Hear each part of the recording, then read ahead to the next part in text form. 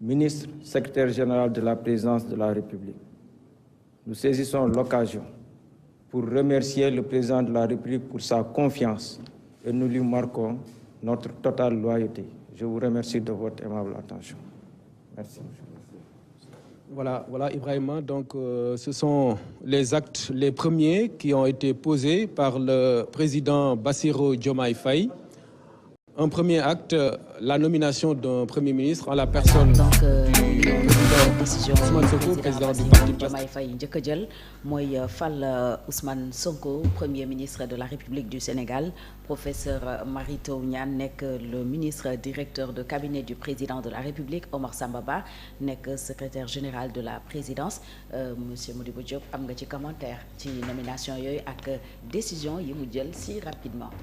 waaw li ma ci gis rek mooy pour le premier ministre le président Ousmane Sonko kooku signe de reconnaissance la parce que quand même il faut reconnaître moom aussi combat Pastef bi rôle bi mu ci joué depuis 2021 même depuis 2014 coono yi mu ci am xeex bi dàq bi ñu ko dàq tëj yi ñu ko tëj mais malgré tout jël na nit ne kii laa joxoñ xam nga loolu tamit yombul parce que gis nga ñi fi jaar ñu bari souvent ki leen di doon problème lay doon duñ ko nangoo joxoñ buñ nekk ci problème donc loolu acte de générosité la donc li président Bassirou def acte de reconnaissance la je pense que dina neex non seulement Pastef mais dina neex aussi acteurs politiques yëpp ndax aussi nga sonn ci dara ñu jox la cër bi nga sonn ci dara am na solo ci àdduna bon donc loolu il faut le féliciter pour ça.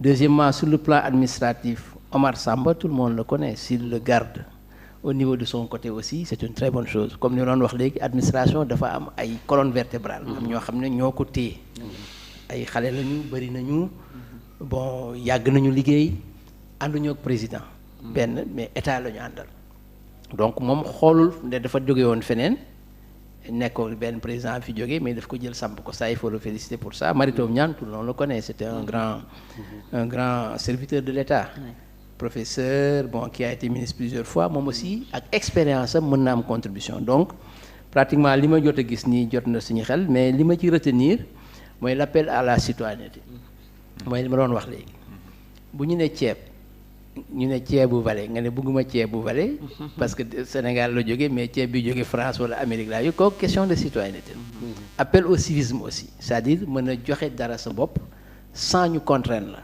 loolu nag tamit il faut que ñun waxuma ñoom ñi nga xam ñoo jiite mais il faut que ñun ñu changer suñu certains comportements surtout xale yi pour ñu mën a comprendre que appel yooyu bu amul réponse ci jeunesse bi mën na indi échec. mais appel yu ñu yàgg a lancé la aussi pourquoi amul répondre. waaw xam nga tamit looy gis rek leader day porter communication. Par exemple, boo gisee du may wax toujours Mao Tse-tung quand il a fait la grande muraille de la Chine, enfin quand il a travaillé en Chine pour faire de grandes réalisations, pas la grande muraille forcément parce que loolu ko jiitu woon, mais parce que tout simplement moom incarné woon na benn leadership buy tax nit ñi mën ko topp. Par exemple boo xoolee am na benn jamono mu ne picc yi dañu yàq récolte yi nañu fexe ba picc yi dee ñii dañ jël ay casserole di tàpp ba picc yi mënatuñu am fu ñu tag bon dina di beneen problème mais ça leadership moo koy indi. Donc, si tu as un leadership fort, par exemple, nous, Abdoulaye Wade l'avait en 2000. Il avait un leadership fort qui faisait qu'Abdoulaye Wade, on a attaqué le brassard rouge, nous avons attaqué le brassard rouge. Bon, le président Macky Sall aussi, il en 2012, a un leadership fort. Il dit je ne protégerai personne. Donc, c'est ce que je Ousmane Sonko. Mais aussi, il faut dire que le leadership aussi, usure du temps, ça s'effrite. Ça s'effrite. Acte qui posé. Nit ñi dañ ko gëm au départ mais yow yaay surveiller acte yi posé pour que nit ñi continuer ko gëm pendant un mandat ou 2 mandats donc appel au civisme vraiment il faut féliciter les Sénégalais pour ça la citoyenneté c'est important maintenant il faut qu'on voit acte yi mu posé dans le gouvernement comme je dis man de bu doon lu ma leen di conseil il faut faire un gouvernement de technocrates jël ñi nga xam ne ñoom ñoo àndoon ak ñoom ak ñenn ñi dolleeku ci ñoom ñu liggéey loo leen mettre leen à l'épreuve que ça soit pas un gouvernement politique. Il faut éviter cela. Okay. Parce que boo ko jëlee rek day commencer indi problème yoo xam ne li nga waxoon nit ñi yëpp dañuy commencer gis ne amul. waaw donc on attend demain de voir mais vraiment les féliciter surtout pour la rapidité de l'action. Parce que xoolal enchaînement bi depuis ce matin loolu xale moo ko mën metti na prestation de serment metti na yombul fast track la daal. Bon, président Macky Sall daan na gaawale noonu mais ñi accéléré nañu. accéléré la cadence solo Mimi moo fa jaar. peut-être c'était en tout cas Mimi de moom bëgg na yooyu. accéléré la cadence alors Diorine accéléré sa commentaire ci yow itam accéléré sa commentaire ci décision yi président Bassirou Diomaye Faye jël ak ni mu gaawee. J'avais pressenti ça. mais bëgguma woon bettuma woon mais bëgguma woon. comme ni ma koy waxee. di interférer si ñoom naka la ñu war a doxalee daal. mais gis naa ni non simplement que c'est cohérent. dina dimbali Diomaye lu bari parce que président ak premier ministre acte yëpp ñoo koy partagé. te projet bi ñoom projet lañ yor. donc di ci xeex depuis 2014 ba fi mu toll nii. donc suite logique bi nii rek la waroon mën a demee. donc ñun en tant que population bi peuple bi mooy ni ko doyen waxee ñu bañ leen bàyyeek yan wi ne ñu ànd ak ñoom. surtout ñu doon wax place su président Ousmane Sonko auprès du président Bassirou Diomaye Faye loolu leeral na ko mais tudd naa aussi lu am solo mooy loxoy set ci prochain gouvernement bi ak liggéey te bañ a nguuru ça c'est important. waaw mais c'est très important parce que boo xoolee Ousmane Sonko ba muy commencé politique dafa commencé woon doon dénoncer. loxo yu tilim yi loxo yu tilim yi donc te gis na xam na dëkk bi vraiment wàllu woowu na mu fa demee réalité yi nekk foofu donc dina gën a mën a permettre Ousmane Sonko mu sàmm alalu askan wi waaw sàmm alalu askan wi parce que sàmm alalu askan wi moo fi nekk. fexe ba askan wi jàng am xam-xam. ba pare nangoo liggéey. et réduire le train de vie de l'État. réduire le train de vie de l'État. waaw tu vois gis nga kenn mënul développer dëkk sans passer par la voie de l'éducation. kenn mënul développer dëkk sans passer par la voie de l'éducation. parce que éducation mooy li ngeen doon wax sànq rek ñu ne la ceebu valee ngi nii kii bi mi ngi nii nga ne bi mais yooyu ci éducation mais tamit foofu dafa am man lu ma fay dugal. muy que ni état dafa war a topp cultivateur bi agriculteur bi du commencement ba ci consommateur bi di ko saytu. tey ay ceeb bu am tànn ak ceeb bu am xeer ak yooyu Afrique rek nga koy gis. mais te day indi feebar au passage day indi feebar Afrique nga koy gis loo xam ne boo ko joxee sax ay fas duñ ko lekk. tu vois mais tey jii boo demee en Europe mais ceeb kenn du ko jaay ci ay saaku di ko teg dañ koy paquet 1 kilo 500. tu vois defar ko kii ko boobu nga xamante ne le consommateur bu ñëwee day xam ni li muy consommer lu baax la parce que li muy consommer bu baaxul day def effet ci santé. c'est par la prévention sanitaire état moo ko war a lijjanti.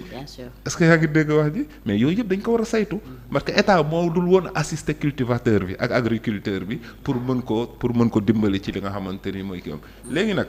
dëkk moom nii lañ koy yore xale yi bu ñu juddoo tag leen war a toppatoo ñu am wér nga yafal leen ñu am doole nga xamal leen ñu am xam-xam nga tàggat leen ñu mën a liggéey ba pare nga jox leen jumtukaay yu ñu liggéey pour résultat mën a am voilà.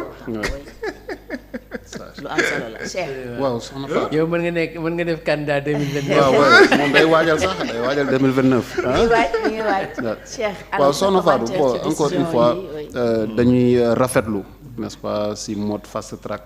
bon président Macky Sall bon de toute façon il va nous laisser la paternité finalement de ce mot ñun dinañ ko mën a utiliser bon dans le bon sens. est-ce que duñ trouver beneen bu gën a gaaw fast track. waaw après dinañ xool peut-être si kàllaama olof sax peut-être jëwriñ jàppale ñu si. mais gis nañu waaw tàbb nañu ki nga xamante ni bon tey investir nañ ki nga xamante ni mooy Bassirou Diomaye en tant que président de la République.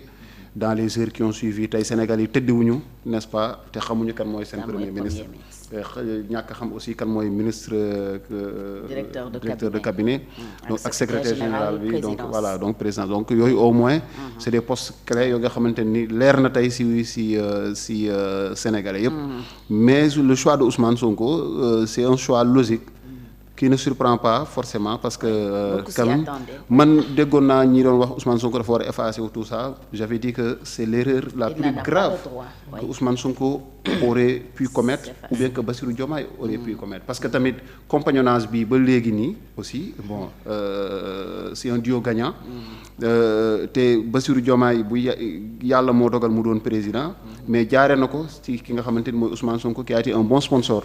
Donc loolu tamit encore une fois reconnaissance. Qui a porté le combat d'ailleurs. Voilà qui xam nga qui en a même payé de sa liberté. waaw dem ñu dàq la rajo la.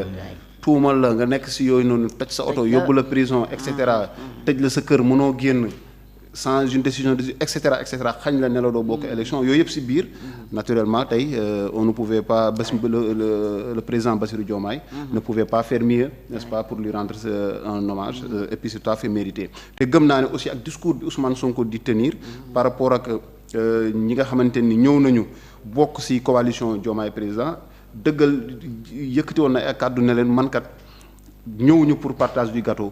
Donc ñëwuñu pour se servir mais pour servir.